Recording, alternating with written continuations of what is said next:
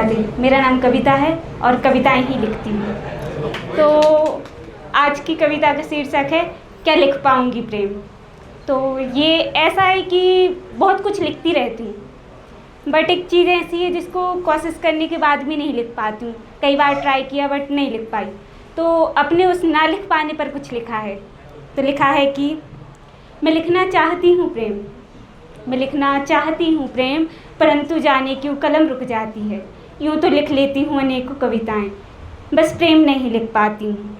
मैं लिखती हूँ नदियाँ तो कभी पर्वत लिखती हूँ, मैं लिखती हूँ सागर तो कभी गहराइयाँ लिखती हूँ। मैं लिखती हूँ स्त्री संवेदनाएं, समाज और अधिकारों को लिखती हूँ। मैं लिखती हूँ शांति तो कभी विद्रोह भी लिखती हूँ।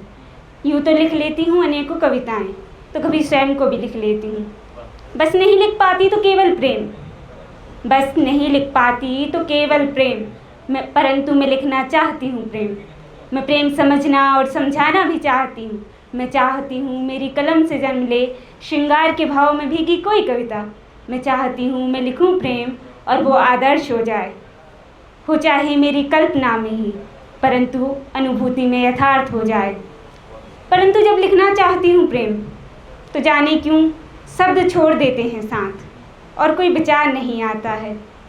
शायद ये प्रेम मेरे हिस्से ही नहीं आता है, शायद ये प्रेम मेरे हिस्से ही नहीं आता है।